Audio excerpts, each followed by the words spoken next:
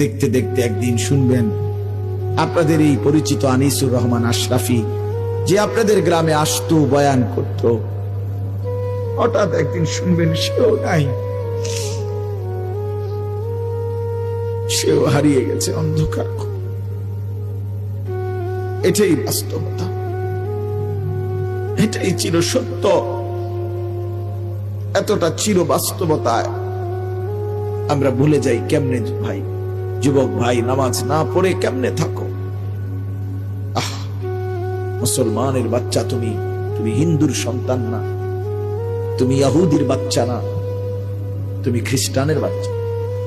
কেমনে নামাজ না পড়ে, কি দেখতে দেখতে, কি করতে করতে জীবনটা, দিনটা, রাতটা শেষ করে দিল।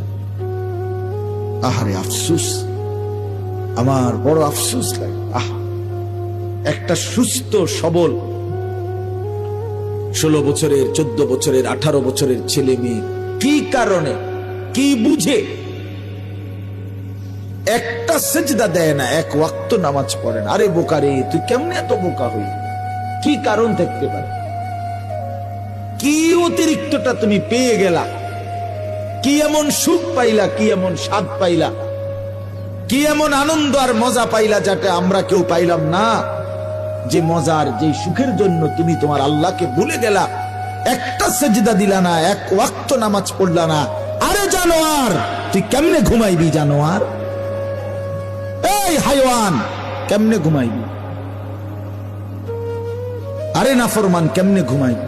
তোরে যদি ঘুমের মধ্যে ফেরেশতা লাথি মারে, তোরে যদি ঘুমের মধ্যে ফেরেশতা মাথা তুললে আসার মারে, ছি ছি ছি, 2টা বছর এক পবিত্র মায়ের, মুসলমান মায়ের দুধ পান করছে যেই শরীর, যেই মানুষটা, যেই ছেলেটা, মেয়েটা, সে আল্লাহকে চিনে না কেন? মায়ের পবিত্র দুধ তো আল্লাহরই দেওয়া, মায়ের বুকের স্তনের দুধ তো আল্লাহর দেওয়া।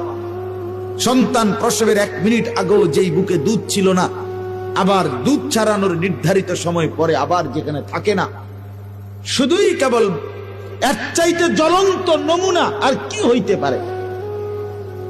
কথা বলেন না কেন? যে এটা যে আল্লাহ দিছে, এর চাইতে জ্বলন্ত নমুনা আর কিছু হইতে পারে?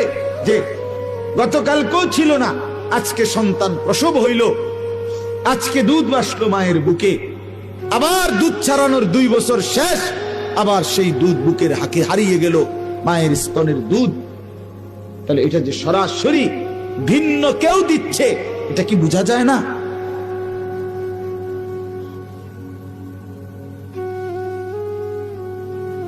সেই পবিত্র মায়ের দুধ 2টা বছর, 1 দিন 2 দিন না, যে সন্তানটা গ্রহণ করলো আল্লাহর, সেই তুমি কেমনে নামাজ পড়ো? এজন্য বললাম, আমার যে কথাটা ছিল যে আমরা প্রত্যেকেই আমাদের হায়াতের কদর করি। তো ওয়ান হয়ে বলতেছিলাম, এই কথাটাই শেষ করব, যে আমাদের হায়াতটাও ওয়ান হয়ে, মানে কি? মানে হইল আমরা যে এখানে মনে করেন আমরা ছোট বড়, দাদা, চাচা, বাবা, ভাই, যুবক, আমরা যারা আছি এখন বসা, আমরা প্রত্যেকেই আমাদের এই হায়াত ওয়ান হয়ে, অর্থাৎ আমরা কেবল সামনের দিকেই যাইতে হবে, পিছনের দিকে ফিরে আসা কারো পক্ষে সম্ভব।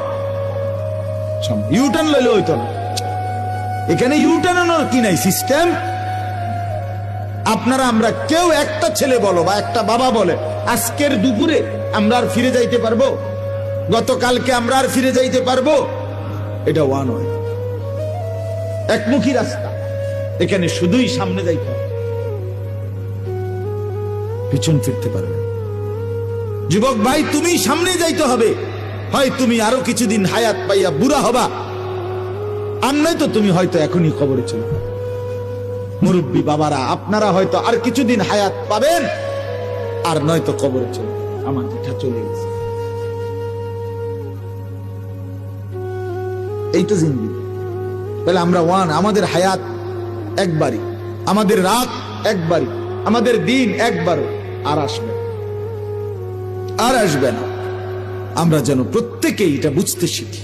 প্রতিটা দিন আমরা কিতাবে পড়ছি প্রত্যেকটা দিন যখন শুরু হয় এবং রাত যখন শুরু হয়, তখন শুরুতেই, দিনের শুরুতে, রাতের শুরুতে ডেকে বলে, দিন ডাকে, রাত ডাকে মানুষকে, হে আল্লাহর বান্দা, আমি একবারের জন্যই এসেছি, আর আসবো না, আমারে নষ্ট করো না, কদর করো। রাতও বলে এটা, দিন। আবার যখন শেষ হইতে লাগে রাত বা দিন, মনে করেন আসরের পরে মাগরিবের এক টাইমে দিন শেষ হয়ে যায় না, সূর্য ডুবে যায়, ঠিক কিনা বলেন? আবার সুবহে সাদেকের সময় সকালবেলা সূর্য উঠার আগে আগে রাত শেষ হয়ে যায় কিনা? প্রতিটা দিন যখন শেষ হইতে লাগে, রাত শেষ হইতে লাগে, তখন আবার সে ডাকে পৃথিবীবাসীকে, আবার ডাক দেয়, হে আল্লাহর বান্দা, আমি তো আর আসবো না বলছি, আমি তো চলে যাচ্ছি রে, আমারে বুঝি বিনা সেজদায়, বিনা আমলে, বিনা জিকিরে এমনে ছেড়ে দিলি? আজকের সারাদিনে ফজর, জোহর, আসর 3 ওয়াক্ত নামাজের